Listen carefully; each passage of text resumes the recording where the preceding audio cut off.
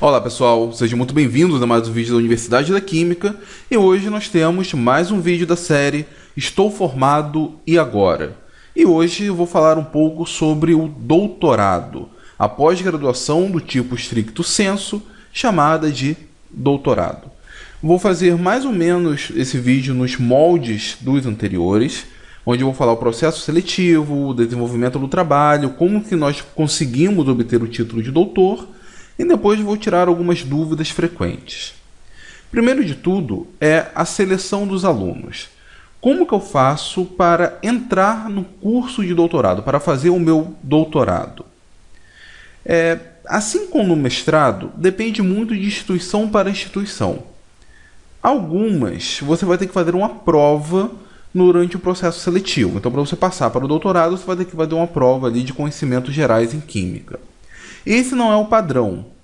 A maioria dos cursos de doutorado, a entrada para ele, na verdade, baseia-se praticamente em uma entrevista e na análise de currículo. Na verdade, o que pesa mais nisso tudo é a análise de currículo.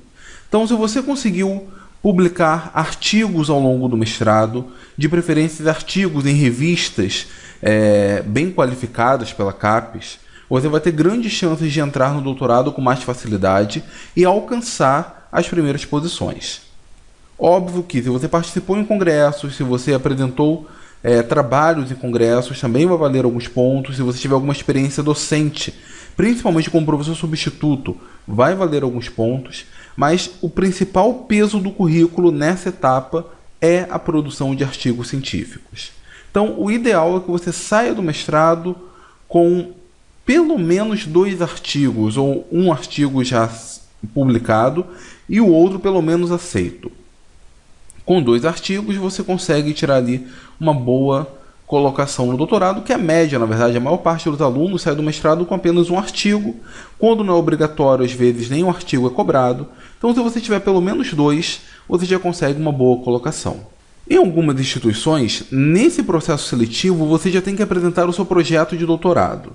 Então, você vai apresentar o seu projeto para uma banca, vai ser avaliado quanto à possibilidade de cumpri-lo ou não.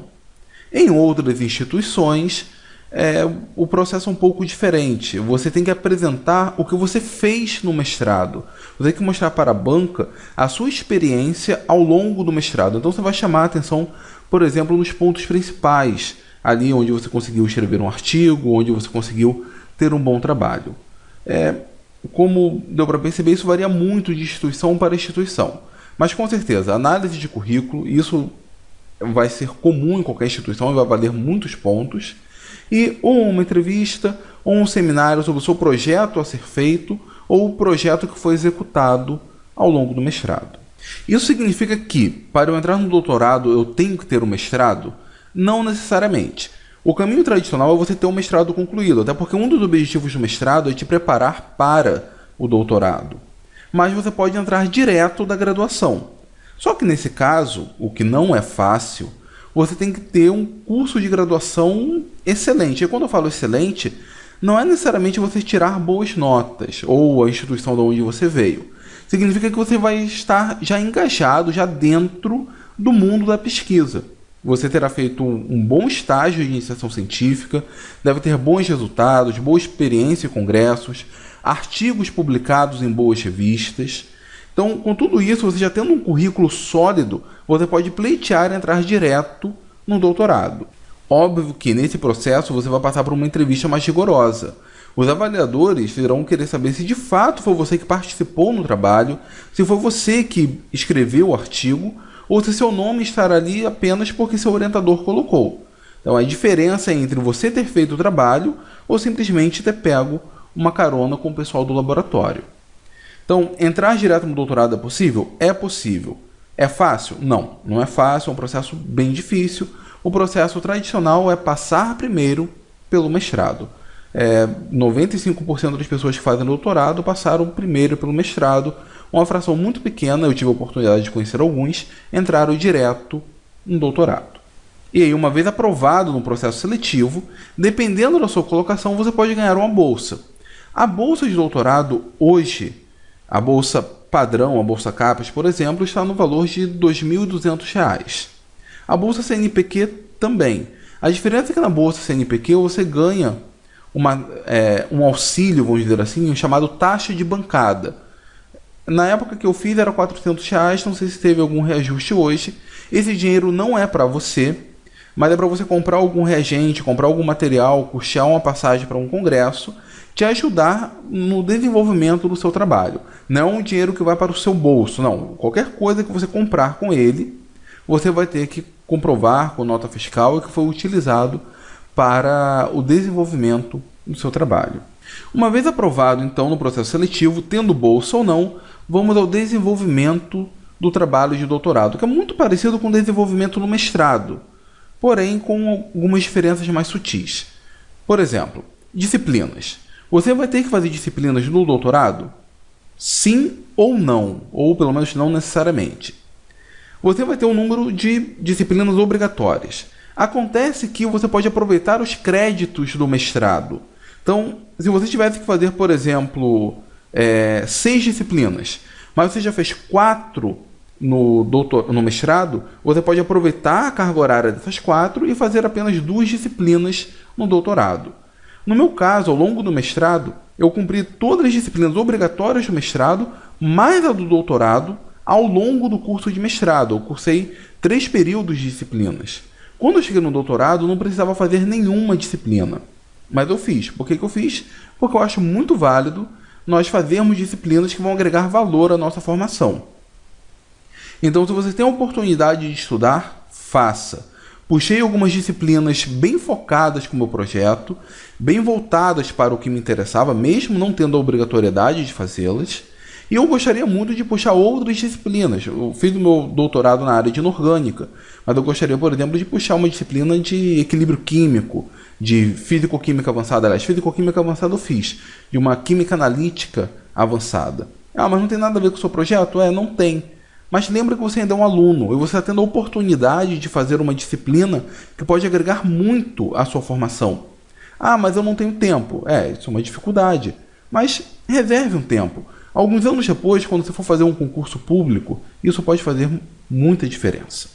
Então, no geral, as disciplinas são reduzidas quando comparadas com o mestrado. E aí, nesse ponto, tem uma coisa engraçada. Eu costumo dizer que o doutorado tem tudo para ser mais fácil que o mestrado. Por quê? Primeiro, você já tem experiência com a pesquisa. Segundo, são 4 anos o período médio do doutorado. O mestrado são apenas 2. Então você vai ter o dobro do tempo e, além disso, as disciplinas nesse período são menores, a quantidade é menor em relação ao mestrado. Então você vai ter muito tempo para desenvolver o seu trabalho. Então o mestrado tem tudo, ou melhor, o doutorado tem tudo para ser mais fácil que o mestrado, mas não é. Se você acha que é assim, eu achava que era isso, não é.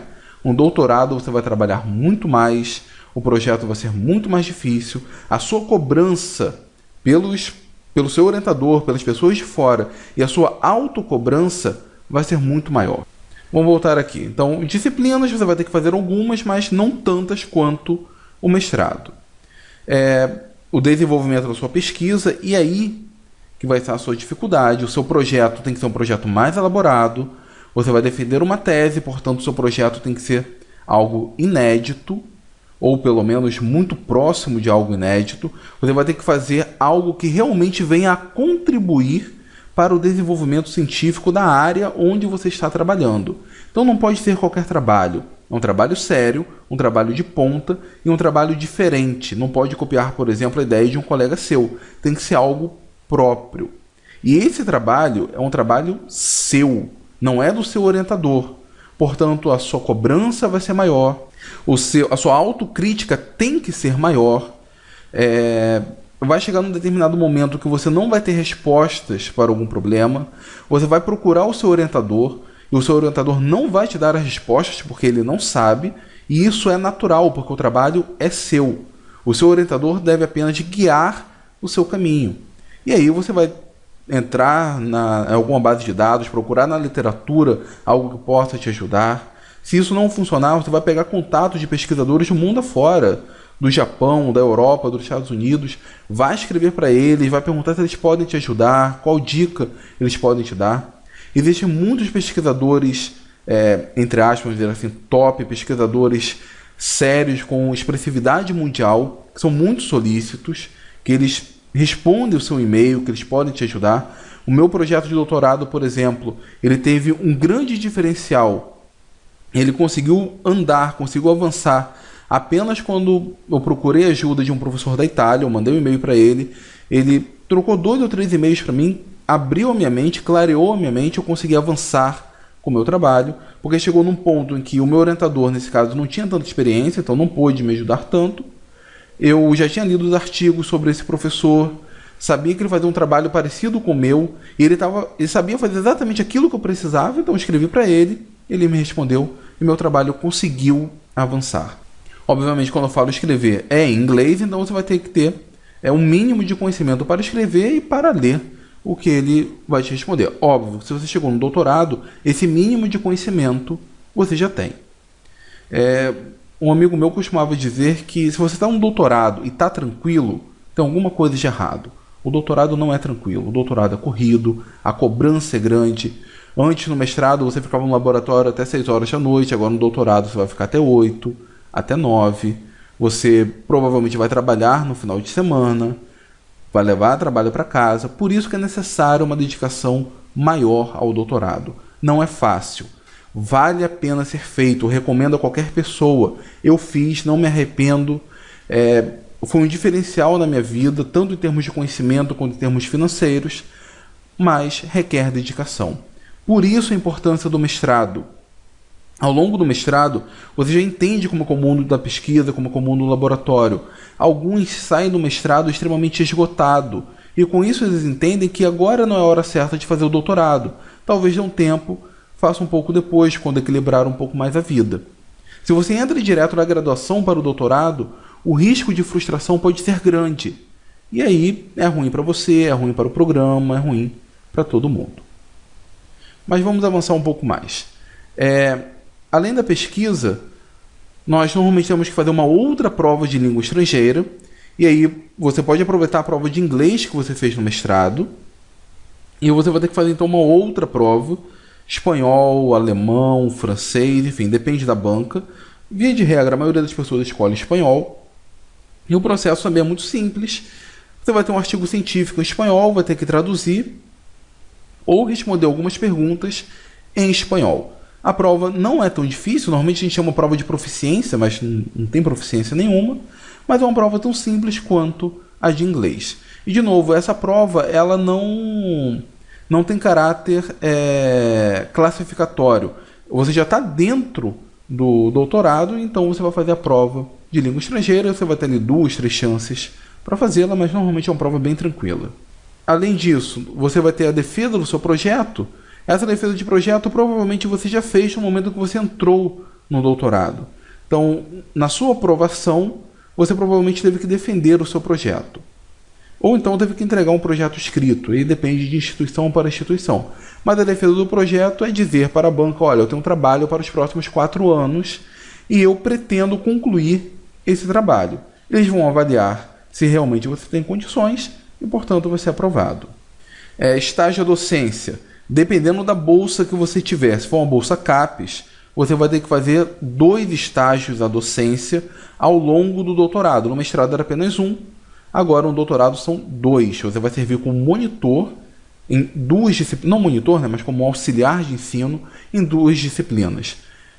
Tirar dúvida dos alunos, responder algumas listas de exercício, e uma ou outra aula, você vai dar a aula para os alunos acompanhado do professor. Como disse no mestrado, alguns professores, de maneira errada, colocam aluno de pós-graduação para dar aula no seu lugar. Isso é errado. Você deve acompanhar as aulas e uma ou outra aula você pode até ministrar, mas com o professor em sala de aula te avaliando. A bolsa CNPq não é necessário que você faça o estágio de docência. Bolsa Reúne é necessária. Se você não for bolsista, depende do regulamento interno. Mas se você já for professor de uma instituição superior de ensino, se você for professor substituto, por exemplo, você fica isento do estágio de docência. No meu caso, quando eu fiz o mestrado, eu fui isento porque minha bolsa era do CNPq. No doutorado, a minha bolsa era da CAPES, mas eu fui isento porque eu era professor substituto na instituição, então não precisei fazer o estágio de docência. Exame de qualificação, o Qualify, isso também existe no doutorado. Em algumas instituições, o exame de qualificação você vai fazer depois do segundo ano, ali em torno do terceiro ano, mostrando para a banca que você tem condições de defender. Eles vão te avaliar, vão saber se você tem condições ou não. É uma espécie de pré-tese, como a gente chama. Outras instituições, como a que eu fiz, o Qualify, na minha opinião, deve ter sido uma das etapas mais difíceis. Julgo até mais difícil do que a tese. Na instituição onde eu fiz, o programa de pós-graduação instituía como exame de qualificação você escrever um projeto de uma área completamente independente da sua. Então você tinha que fazer algo bem diferente daquilo onde você estava trabalhando, apresentar esse projeto, mostrar que você teria condições de obter recursos junto às agências de fomento e tocar a sua linha de pesquisa. Isso é passível de muitas críticas. Alguns dizem, poxa, você já tem tanto trabalho com a sua linha de pesquisa, a essa altura da vida no doutorado você já está talvez sem resultados, e ainda você vai ter que pensar em algo completamente diferente. Para que isso? Alguns criticam, outros, poxa, é uma proposta bem legal. Isso mostra a sua capacidade como pesquisador e a sua versatilidade de não seguir apenas aquela linha de pesquisa.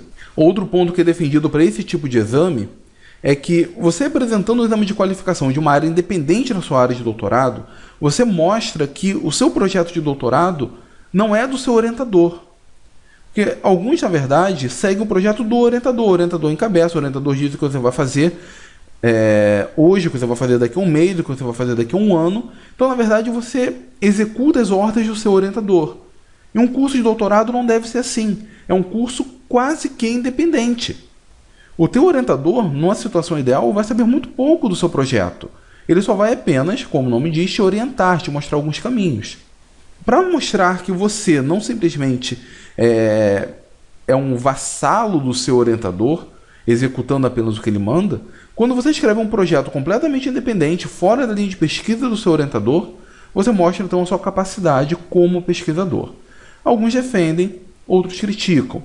Mas, enfim, isso depende também de instituição para instituição. Redação de artigos científicos. No mestrado, a redação de artigos em alguns programas era opcional. Seria excelente que você tivesse 2, 3 artigos, mas não seria necessário para você obter o título de mestre. Com certeza, isso é obrigatório para você obter o título de doutor. Então, você deve ter pelo menos um artigo científico ao longo do seu projeto de doutorado. O ideal é que ao longo do doutorado você tenha pelo menos 3, 4 artigos publicados, porque isso vai servir muito para a etapa posterior, seja para ser um professor universitário, seja para fazer um pós-doutorado. Nesse meio tempo, a cada ano você deve escrever um relatório de atividades. Então, ao longo do primeiro ano, você vai fazer um relatório mostrando tudo o que você fez ao longo desse ano e entregar à secretaria do programa de pós-graduação. Ao longo do segundo ano a mesma coisa, ao longo do terceiro ano a mesma coisa. Esses relatórios serão avaliados para ver se realmente você está trabalhando ou não, se você tem bons resultados ou não. O que seria o último relatório, na verdade, é a tese, ao final do quarto ano. E aí chegamos então à obtenção do título de doutor, o máximo título acadêmico concedido não apenas aqui no Brasil, mas na verdade o máximo título acadêmico concedido em geral no mundo. Para você ter o título de doutor, depois que você fez todas essas etapas, ao longo de suados 4 anos, é uma nova graduação praticamente. Então, ao longo desse período, suado, trabalhado, onde você teve alegrias, onde você ficou cansado, onde você ficou estressado, onde você chorou, onde você amadureceu e descobriu caminhos novos, você vai escrever a sua tese. A recomendação é que você comece a escrever sua tese 6 meses antes da defesa. O trabalho de escrita de tese é um trabalho penoso. Você vai ter que resgatar tudo aquilo que você fez, vai mandar para o seu orientador, vai ter correção. Algumas coisas que você ficou semanas, meses trabalhando, você vai cortar na tese porque você julga não sendo necessário, vai valorizar outras partes, e aí você vai escrever o seu trabalho que, em média, isso não é importante o número de páginas, mas em média vai ter lá 150, 200 páginas. É um processo sofrido, a gente costuma dizer que é quase que um parto, mas uma vez que você tiver a sua tese concluída, encadernada, você vai ter muito orgulho dela. É praticamente um livro que você escreveu, mostrando o seu trabalho ao longo desse período, mostrando o que você contribuiu para a ciência. É um projeto difícil, mas uma vez que está pronto, você vai sentir muito orgulho da sua tese. E aí a etapa final é a defesa da sua tese para uma banca, composta pelo seu orientador e mais 4 membros, 2 deles normalmente externos, fora do programa de pós-graduação da sua universidade, e 2 membros que podem ser internos. Você vai defender seus argumentos, a sua tese, o seu trabalho inédito, por aproximadamente 40 a 50 minutos. E aí tem uma coisa engraçada. Se alguém assiste a sua defesa de tese, vê você falando por 50 minutos, vem sempre na mente dele: pô, esse camarada levou 4 anos para fazer só isso. Eu faria isso daí em 6 meses. Mas não é assim não. A aparência é realmente assim porque você vai contar na sua defesa as coisas que deram certo. Você vai falar eventualmente uma outra coisa que não deu certo, mas você não vai contar tudo que não deu certo. E na maioria das vezes, a maior parte, não dá certo. Então pode parecer um trabalho simples, mas não é. Você gastou 4 anos, você queria talvez mais 6 meses, talvez mais 1 ano. Seu orientador não quis te dar, ou você não quis trabalhar sem bolsa, mas você fez aquilo ali em suados 4 anos. Após isso, você vai ser questionado, vai passar por um processo de arguição pelos membros da banca. O seu orientador, na maioria das vezes, ele não se pronuncia, às vezes para te defender. A não ser se você tiver problemas com ele, então ele, como é membro da banca, ele também vai te questionar. E aí é um problema sério se o seu orientador não estiver do seu lado. Os 4 membros da banca, não raro, vão falar ali por 50 minutos, 1 hora ou talvez até mais. Então, não é difícil você ter uma defesa de tese que dure 5 horas. 40 minutos, 50 minutos para sua defesa e 1 hora para cada avaliador. É um processo tenso, os minutos demoram. Quando um avaliador termina de falar, você sente, puxa, uma vitória a mais, um problema já foi resolvido, já consegui vencer um, aí passa para o outro.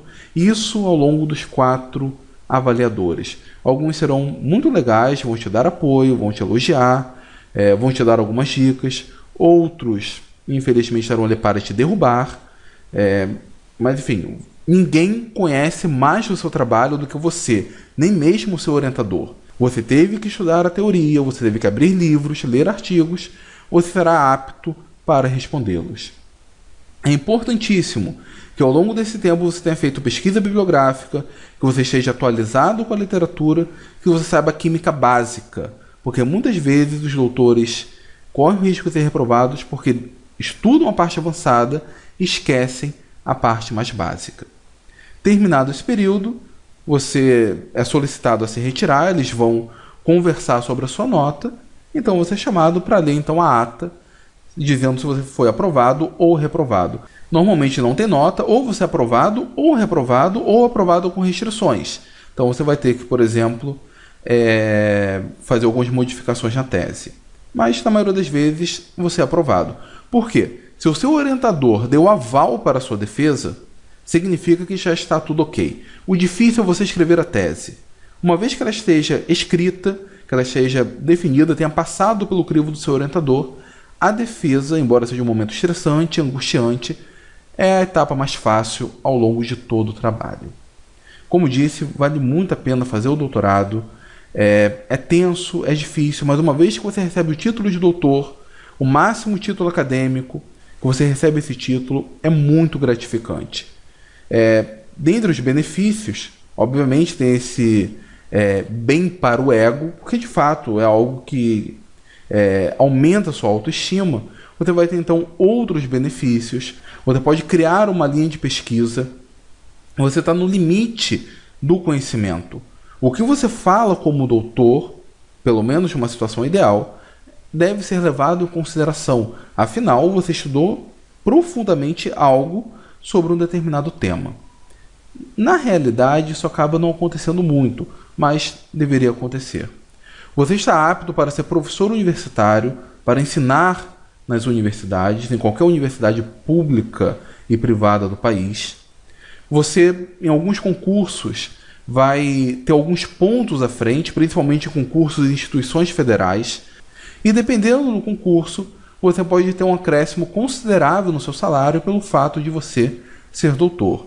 Em instituições federais de ensino, institutos federais, por exemplo, universidades, a retribuição no seu salário por você ser doutor é mais de 100%. Então, se você tivesse apenas graduação, você ganharia X. O fato de você ser doutor, você ganha um pouco mais de 2x. Então, a retribuição por titulação é algo que vale muito a pena, um incentivo muito grande para você fazer um doutorado. Mas o principal benefício é o seu aprendizado. Uma vez que você chega no patamar de doutor, você começa a olhar as coisas com olhos diferentes. A sua visão fica muito mais ampla. O seu poder de questionamento é muito maior. Você entende como que é feita a pesquisa hoje, o que é a pesquisa de ponta. E principalmente, se for na área de química, não só na área de química, em qualquer área, você vê como essa área foi construída ao longo dos anos e você tem o orgulho de ter contribuído um pouco para o desenvolvimento da química, da física e da biologia. Mas antes de concluir o vídeo, eu queria tirar algumas dúvidas que são muito comuns. A primeira delas é o termo chamado upgrade. Upgrade é um termo dado quando você está no mestrado e, sem concluir a dissertação, você passa direto para o doutorado. É diferente de entrar direto no doutorado. Você entrou no mestrado, depois fez o upgrade para o doutorado. Isso é possível na maioria dos programas de pós-graduação. Você ganha tempo com isso, mas nem sempre vale a pena. Por quê? Porque para você fazer o upgrade, é necessário algumas exigências. Você vai ter que ter a sua dissertação bem adiantada, você vai escrever uma pré-dissertação, apresentar uma banca, não em defesa, né, vai ser avaliada, e isso significa que você tem praticamente o mesmo trabalho do que se você fosse defender a dissertação. A diferença é que, nesse caso, você não tem o título de mestre e você vai esperar aí mais 2, 3 anos para obter o título de doutor. Não é uma recomendação muito válida, principalmente se você pretende fazer concurso público ao longo do doutorado. Se você tiver o título de mestrado, isso ajuda bastante na sua vida. Se você quiser adiantar, então faça um bom mestrado, defenda em 1 ano e meio, já entre de cara no doutorado, trabalhe bem nos primeiros anos, defenda em 2 anos, 2 anos e meio, 3 anos, que você vai fazer um mestrado, um doutorado ganhando tempo, mas tendo um trabalho de qualidade. Se você não pretender entrar no mercado de trabalho, fazer concurso público ao longo do doutorado, quer dedicar-se exclusivamente à pesquisa, então aí vale a pena sim fazer o upgrade. Outra coisa é o estágio no exterior, popularmente chamado de doutorado sanduíche. Isso não é o Ciências Sem Fronteiras. O Ciências Sem Fronteiras é algo relativamente novo, ele é muito focado para alunos de graduação. Ao longo do doutorado, a CAPES tem um programa já bem antigo, o chamado PDSE, Programa de Doutorado Sanduíche no Exterior, onde você faz um pedaço do seu doutorado em algum país da Europa ou nos Estados Unidos. Esse é chamado mestrado sanduíche porque você faz parte aqui, vai para o país do exterior, depois volta. Esse é um período normalmente de 1 ano, onde você vai evoluir muito no seu trabalho. Eu, infelizmente, por problemas familiares, não pude fazer o meu estágio no exterior. Recebi convites formais, mas não pude fazê-lo. O seu programa de pós-graduação, normalmente ele tem 1 ou 2 bolsas. Você vai fazer uma concorrência interna, vai apresentar o seu projeto, já vai ter conversado com o chefe do local onde você vai estar. Então você já vai ter um orientador lá. Ele vai mandar uma carta que o aceita, na verdade um e-mail que o aceita para trabalhar lá. Com isso você vai defender o seu projeto e, se você for aprovado, você vai ter a oportunidade então de ficar normalmente de 10 meses a 1 ano fora durante esse estágio, recebendo uma bolsa, se for nos Estados Unidos, em dólar, se for na Europa, em euros. Essa bolsa ela não vai te dar grandes regalias lá, mas os meus amigos que foram para lá, eles falam que dá para viver, dá para pagar um aluguel relativamente baixo, dá para se manter, às vezes até juntar um pouquinho de dinheiro, mandar aqui para o Brasil, aproveitando a valorização do câmbio, até que rende alguma coisa. Esse é um período extremamente rico, você vai aprender muito, mas pelo relato dos meus amigos é um período bem solitário. Você vai estar num país onde o pessoal não fala a sua língua, você vai falar provavelmente inglês, nem sempre o povo vai ser tão amistoso assim, e durante esse período o nome para ele é trabalho e não férias. Então, como você não vai ter praticamente nada o que fazer, você vai trabalhar praticamente de segunda a domingo, você vai estar no laboratório, você vai estar desenvolvendo o seu trabalho, vai aproveitar essa oportunidade. É sofrido? É sofrido. Mas é um período, sim, que vale a pena. E por fim, eu queria falar sobre o termo PhD. O PhD é um termo, na verdade a abreviação de um nome latino, que é Philosophiae Doctor, ou algo parecido com isso, traduzindo doutor em filosofia. Muitas pessoas acham que após o doutorado, a próxima etapa é o PhD, porque elas confundem o PhD com pós-doutorado, mas não é isso. O PhD e o doutorado é a mesma coisa. Se você tem um profissional que tem doutorado, outro que tem o PhD, eles estão no mesmo nível. Não faz diferença nenhuma em termos salariais, em termos de pontos de concurso, não tem diferença nenhuma. A única diferença é que o título de doutor em filosofia é dado em alguma universidade, principalmente nos Estados Unidos ou na Europa. Então vamos supor que você faça o seu doutorado integral nos Estados Unidos. O seu título não é meramente doutor, o seu título é doutor em filosofia. Você vai ser um PhD. Ah, mas eu faço química, você vê o título de doutor em filosofia? Vai, porque o termo filosofia nesse caso não é um termo estrito sensu. Não é filosofia e disciplina, é um termo lato sensu. Filosofia, o seu significado é amor ao saber. Então você recebe um título de que aquele que sabe, doutor, e que tem amor pelo saber, amor pelo conhecimento. Então, nesse sentido, você se torna, então, um doutor em filosofia. Então, pessoal, PhD não é pós-doutorado. PhD é um doutorado cujo título foi emitido de uma universidade no exterior. Bom, era isso que eu tinha para falar para vocês. Eu espero que eu tenha contribuído para suas dúvidas a respeito do doutorado. Eu espero principalmente que eu tenha mostrado para vocês o que é o doutorado, que vale muito a pena fazer, que é muito bacana, que é recompensador, mas que não é uma tarefa fácil, é bem difícil. Então, se você estiver disposto a fazer o doutorado, faça. Mas entre de cabeça, saiba onde você está pisando, e aí você vem, então, depois de 4 anos, ganhar o título, fantástico título, que é doutor em alguma área, no nosso caso, doutor em química. Tá ok? Bom, muito obrigado. Se gostaram desse vídeo, então, por favor, compartilhem, dê um seu like, indique para os seus amigos, deixe seu comentário em casos de dúvidas, questionamentos ou mesmo elogios e críticas. E se for novo por aqui, se inscreva no canal, se inscreva na Universidade da Química. Bom, muito obrigado e até a próxima.